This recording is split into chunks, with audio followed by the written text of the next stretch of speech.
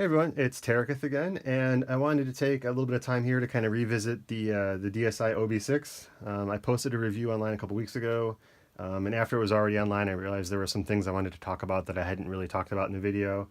And I had some questions from people on various forums. I thought maybe I could kind of clear up a little bit here in a second follow-up video. I'll try to keep this nice and short so it's not as long as the first video. The first thing I didn't really talk about was the fact that the OB6 is a class-compliant USB device, so you don't need special drivers for it to interface with most laptops, computers, or in this case, even an iPad. I've just got a USB cable going to the Apple Camera Connection Kit, and now I can play the module from an app like Animoog. It's really nice with Animoog, especially because these little strips here can send controllers. One thing I like using this especially is I can set these to control aftertouch as I slide my finger up and down, which is great because we have these dedicated aftertouch controls right on the front panel of the OB6. So it's a really quick way to get one more kind of real-time modulation source. And like I said, it's super easy. You just connect the USB cable, fire up whatever you want to control on the iPad, and everything just works as it should. So super convenient. I use that just when I want to enter notes really quick into the sequencer. I use apps like the X sequencer app, X synthesizer, I'm not quite sure how to pronounce it. You can kind of randomize notes within a certain key range and things like that. So it's great for coming up with kind of organic variations on MIDI patterns. And then I can just record those right into the sequencer, the OB6. So very convenient that that's class compliant. The other thing I mentioned in the first review but didn't really show was that the OB6 has a built-in analog distortion. Kind of a funny story here. Dave Smith added the analog distortion, and Tom Oberheim kind of vetoed the idea. He didn't like it because the original Oberheim synths didn't have distortion built in. So Dave said, okay, we won't include it, and then included it anyway and just kind of hid it behind the front panel, which I think is awesome. So to access the distortion, you go up to your effects section and just hold down the effect button. And now the mix knob is a wet-dry mix for the distortion from 0 to 127.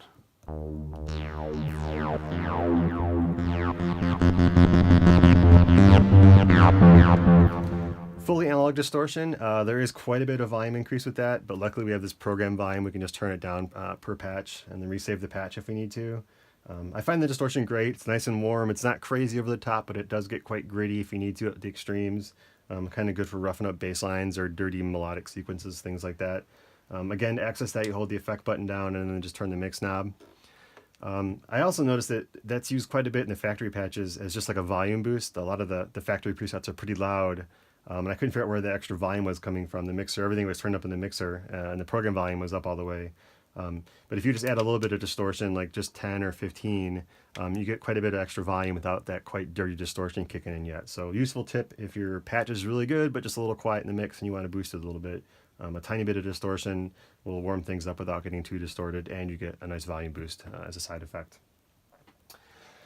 Speaking of that kind of huge volume boost sound and just large sounds in general, one thing I noticed about the OB6 is it's a huge sounding synthesizer, and that's not really a surprise, but as I've been working on songs and trying to layer different patches, I've realized it just really eats up a lot of space in a mix down. So I find I have to do quite a bit of EQing to kind of make things fit and do a lot of layering with just this one synthesizer.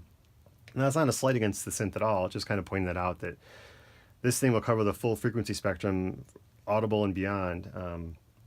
There's a lot of sub bass that this thing will generate when I'm making bass lines and things like that. So if you don't have full range monitoring and you're maybe not sure what's going on the low end, it's worth kind of pulling up a visualizer and seeing just exactly what's going on. You might have a lot of mud down low you're not aware of and can be cleaned up to make a better sounding mix down.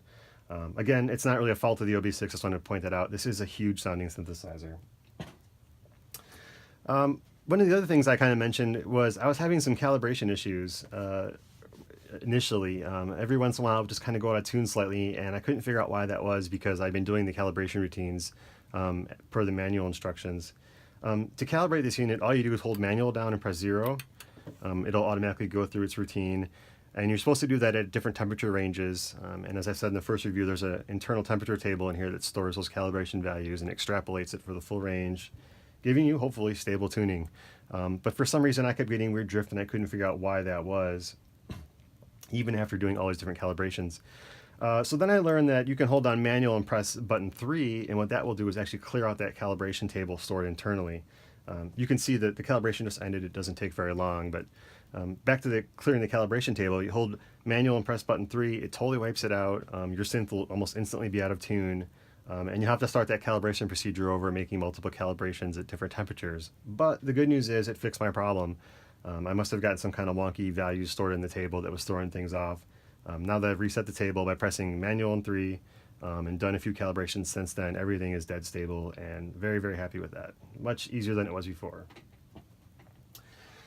Some people ask me about voice stealing with the OB6. It does only have 6 voices. I'll be honest, it hasn't really been an issue for me. I've been able to get chords. The voice stealing isn't super dramatic and abrupt like it can be on some synthesizers. I run a lot of delays and reverbs, which helps. That kind of masks, when voices cut out and things. But so far for me, I'm doing chords and sequences and things like that. It hasn't really been a problem only having 6 voices. I'm sure more would be better as always, but given that this is such a full-sounding synthesizer, I'm not really sure I need to be holding more than 6 notes at once without things just being totally cluttered and messy. Someone else asked me about the size of this unit, if it'll be rack mountable. I know it looks like it's kind of rack mount size, 19-inch rack. It's actually a bit bigger. It's, to be honest, a bit bigger than I expected it was going to be. And that's not necessarily a bad thing. There's more space around the knobs, but it will not fit in a rack. It's a couple inches wider than a standard rack space. There's not even provisions for rack mounting on the side. Obviously, with it being too wide, there's no need for that. So just wanted to point that out. It looks like it'll fit in a rack, but it won't. It's a touch big. And then the last thing I kind of wanted to clear up a little bit is the XMod function. Some people were kind of confused on exactly what this does, different from the LFO. I know I tried to put like a text disclaimer in the original video, but it didn't seem to quite answer people's questions about that. So let's go to a blank patch here. Simple, nothing happening. So in this case, let's take the LFO and assign it to VCO1.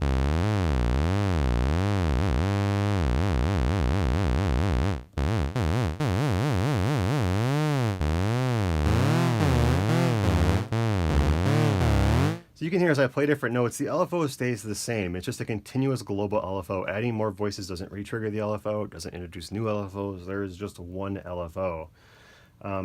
This is different from the XMod because XMod is per voice.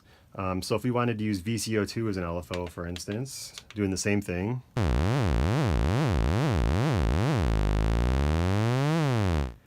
This time when I play different notes, you'll hear that each note actually triggers a different modulation. It's not a global LFO like on the LFO section.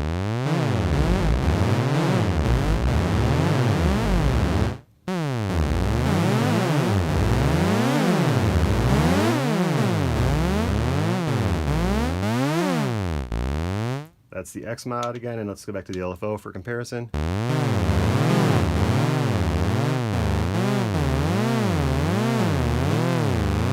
And one more time back to XMod.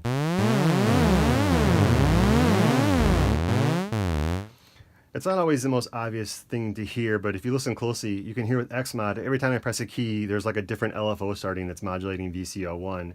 And this is really the power of XMod.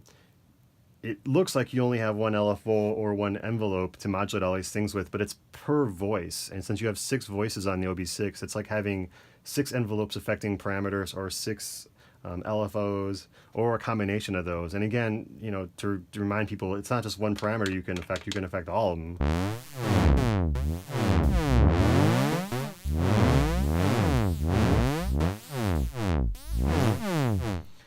So it really opens up a lot of options for modulation. You get a lot of depth and kind of complexity to your patches that you might not realize from the front panel.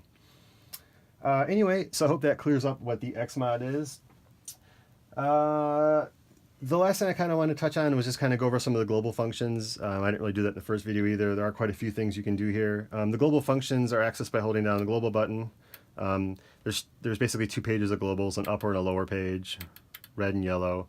On the upper page, we can transpose it. We can set the master tune. We can set the MIDI channel. MIDI clock can be in, out. I'm not sure what RO is. This N55 means it will respond to MIDI clock, but not MIDI sequencer commands. So the sequencer won't start when you start your external DAW, things like that. You can choose the clock port. It can be MIDI or USB, so you can choose where you're getting the clock from. You can transmit parameters as CCs are NRPNs. You need to do NRPNs to work with the Sound Tower editor, so that's why I have that set. Parameter to receive is the same way. It controls if it receives as CCs or NRPNs. Non-registered parameter numbers, for those people who don't know.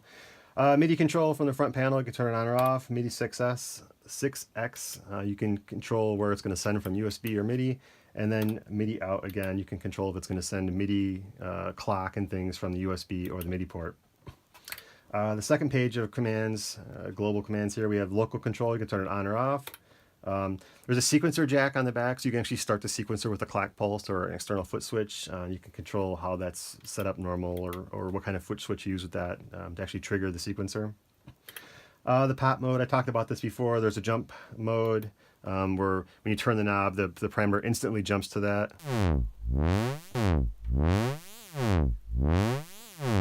Yeah, probably the wrong example to show with. There's also a pass-through mode where you actually have to turn the knob past the stored value before it actually activates what that knob is controlling, which is pretty useful. I use jump again for making patches and pass-through for performing patches. Sustain polarity for any sustain switches you have hooked to the back. There's alternate tunings, a whole bunch of them, different alternate tuning tables. I think there's 16 of them altogether. Yeah, 16 altogether. They're described in the manual, and there's some pretty esoteric ones in there.